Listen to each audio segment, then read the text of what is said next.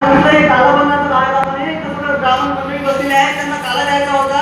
रामानुजाच्या गुरुच्या बापाचा आहे म्हणे हे पितृदान. तू काय करतो म्हणे न्याला म्हणे पागला म्हणे काय करतो गुरुजी म्हणे. अरे तू आला काय नाही म्हणे.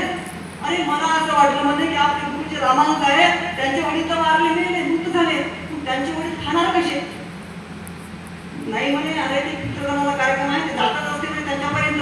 मला असं वाटलं म्हणे ते जर जात असेल अन्न तर हे गाय मृत झालेली आहे ते तू द्यायलाच पाहिजे. म्हणजे 10 वर्षाचा तुम्हाला तेव्हा कळलं पण अजूनही आपल्याला कळलं नाही कारण आपण सामाजिक शिक्षण घेतलं नाही. कारण फुले शाहू आंबेडकरांचं एज्युकेशन आपल्याला मिळालं नाही. आपल्याला अकॅडमिक एज्युकेशन मिळालं. आपण डॉक्टर झालो आपण PhD झालो आपण इंजिनियर झालो बरोबर आहे. परंतु आपण अकॅडमिक एज्युकेशन घेतलं. अकॅडमिक एज्युकेशन घेणारे काय करतात मी आणि माझा परिवार माझं घर बरोबर आहे. सामाजिक आंदोलन सामाजिक विचार घेतला माणूस काय करतो निरंतर प्रचार करतो. बुद्धाने काय सांगितलं निरंतर प्रचार करायला सांगितलं. बुद्ध कधीही बसले नाही. बुद्ध 4 महिने बसवायचे आपण 5 दिवस बसवत आहोत. बुद्ध पावसाळ्यामध्ये तुम्हाला माहिती आहे वर्षावासामध्ये 4 महिने बसवायचे ट्रेनिंग द्यायचे. कशासाठी द्यायचे त्या ट्रेनिंग मध्ये व्यक्तीला घडवायचे बुद्ध बसवायचे. आणि बुद्धाने एक निरंतर काम केलं. बुद्धाने त्या देशामध्ये एक महत्त्वपूर्ण काम केलं. जेव्हा त्यांच्याकडे त्यांनी संधी दिली तुम्हाला माहित आहे धम्मचक्र प्रवर्तनात सुद्धा आहे ते तुम्हाला माहित असले पाहिजे. कारण जर आपल्याला बुद्धांचं कार्य समजून घ्यायचं असेल तर प्राचीन भारतामध्ये बुद्धांनी नेमकं काम कोणतं केलं या संदर्भामध्ये जर विचार करायचा असेल धम्मचक्र प्रवर्तन सूत्राची गाथा सर्वांना माहित असली पाहिजे. निरंतर ते जनसंवाद पसरवली पाहिजे. ते काय म्हणतात आजही प्रासंगिक आहे आजही ते रिलेव्हंट आहे. नेहमी म्हणतो बुद्धिझम रिलेव्हंट असला पाहिजे. बाबासाहेबांनी रिलेव्हंट केला. 14 ऑक्टोबर 1956 ला प्रासंगिक केला. जे पारंपरिक बौद्ध धर्म होता त्याला नाकारलं आणि सांगितलं की बुद्ध नावाचा धर्म नाही बौद्ध धर्म आहे. बुद्धांच्या धर्मामध्ये धम्माची आणि धर्माची विश्लेषण केलं व्याख्या केली तरी आपण समजायला आपल्याला कळत नाही. गोष्ट बाबासाहेबांनी भारतीय बौद्ध महासभा संस्था स्थापन केली. हे प्रचारक आहेत हे बौद्ध धर्माचा प्रचार करणार आहे. काय या देशामध्ये बुद्धाचा भिक्षू संघटना होता का बरं त्यांच्यावर जबाबदारी दिली. कारण ते म्हणतात की हे रिलेव्हंट नाही. पहिल्यांदा सांगितलं हे प्रासंगिक नाही. आपण जे काम करतो प्रासंगिक नाही. बाबासाहेबाला अपेक्षित नाही. बाबासाहेबाला अपेक्षित असणारा धर्म डॉक्टर बाबासाहेब आंबेडकर अभियान हे सांगताय हे आपण शिकलं पाहिजे.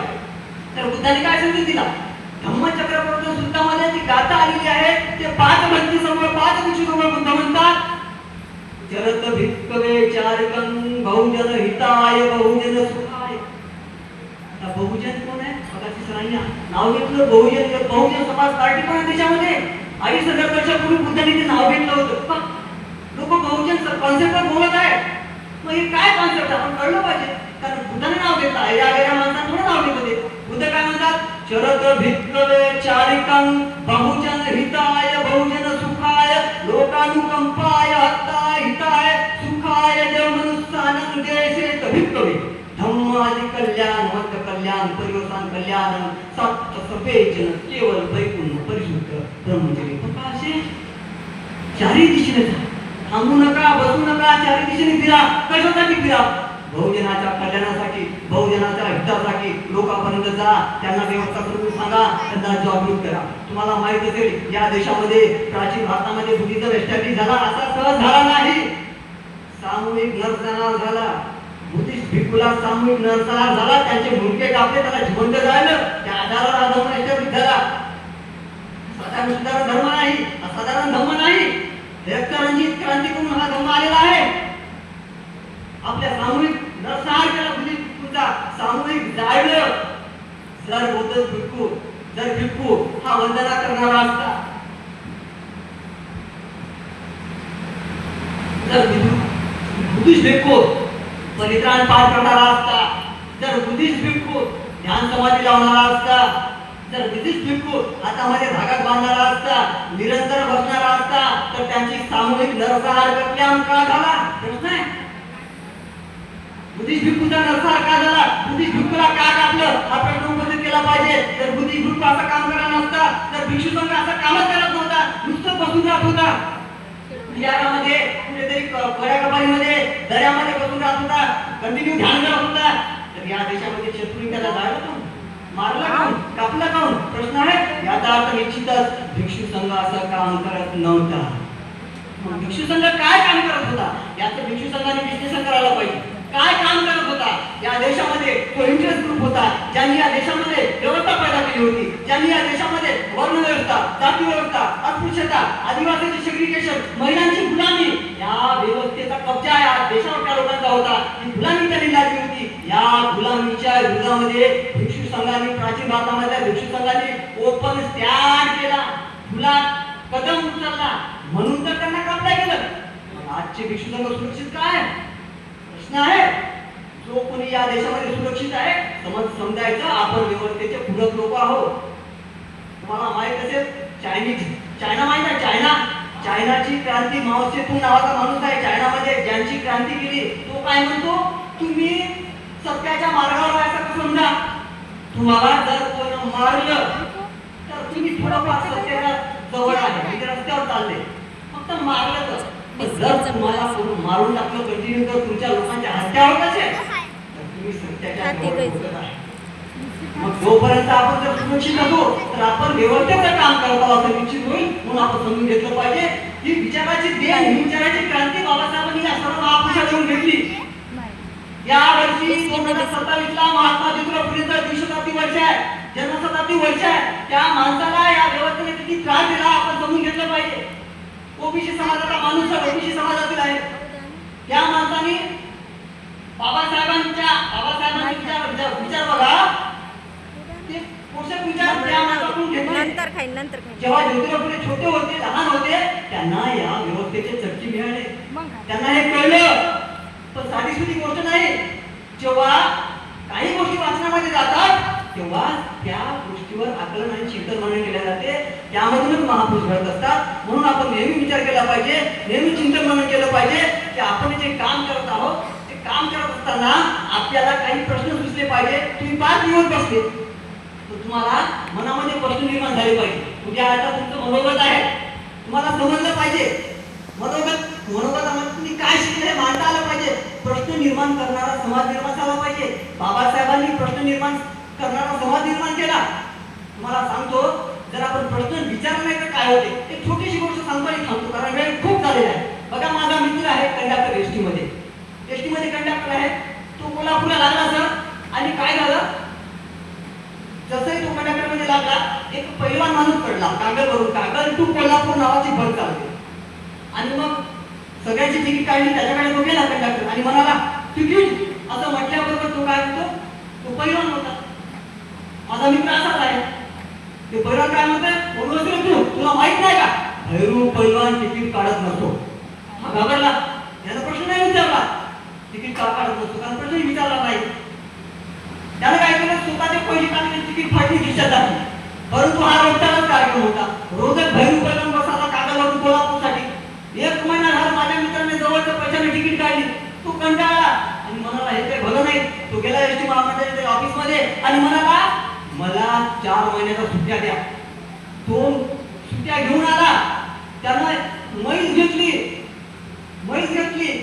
आणि बॉडी बनवली. तो दूध पित होता, म्हैसचं दूध पित होता आणि त्यानं बॉडी बनवली आणि बॉडी बनवून पुन्हा मृत्यू झाला. आणि म्हणाला त्याची बॉडी झाली, मग कॉन्फिडन्स वाढला आणि म्हणाला मला हीच बस द्या, रोज टायमिंग द्या, त्या गावातूनच द्या. मागच्या नावाने फायदा झाला या कंडक्टरला. मला तसा गेला त्या बसवर तसा तू पहिला नेहमीचा विचार यायचा. अरे म्हणाले बदलला, त्याची बॉडी बदलली, सर्व परिवर्तन झालं. यानं बाकीच्या कोण तिकीट नाही काढलं कारण कॉन्फिडन्स आला. पहिले भैरूपणाला गेले आणि भैरूपणाला मला तिकीट भैरूपणाचं नेहमीच असा कसा देत नाही. साहेब म्हणे वर्षभरात नाही पास असते म्हणे आपल्याकडे. अरे मग तुला पहिलं काय सांगितलं नाही, मी 1 महिना म्हणे ते तिकीट काढत राहिलो म्हणे, मी गावात 4 महिने सुट्टी टाकून गेलो म्हणे आणि मध्येच घेतली म्हणे, एवढं व्यायाम केला म्हणे विनाकारण काय गेली, कारण प्रश्न विचारला नाही. जेव्हा जर प्रश्न विचारला होता त्याला सांगितलं होतं पास आहे भाऊ, परंतु आपण त्यांनी काही प्रश्न विचारला नाही. म्हणून आपण प्रश्न विचारणारा समाज निर्माण केला पाहिजे.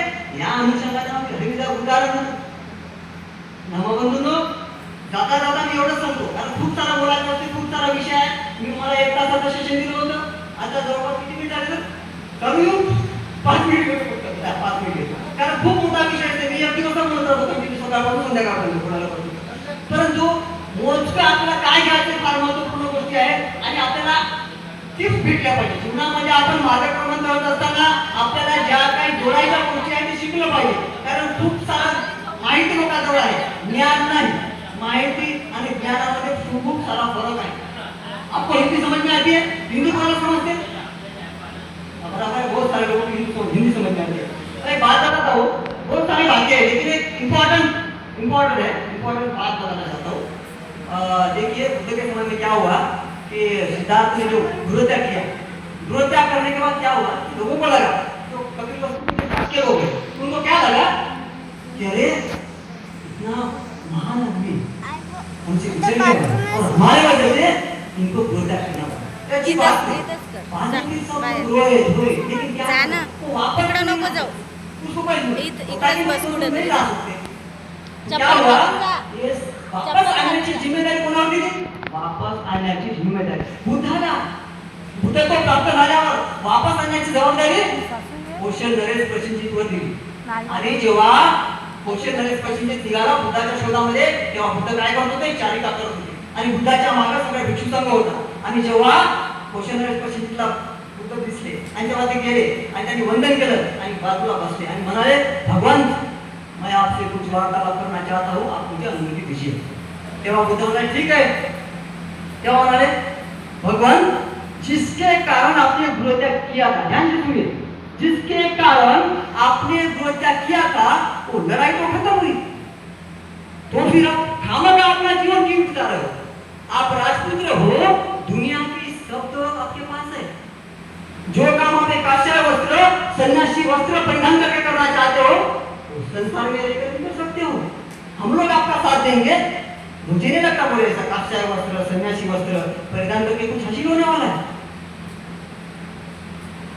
आप रात को सोते रहो बोले काय में क्वेश्चन पछी बुद्धाला, आप दिन भर ढूंढते रहते हो, धर्म के बारे में बताते रहते हो, परित्य स्वरूप के बारे में बताते रहते हो. आप रात को सोते हो कि नहीं बोले?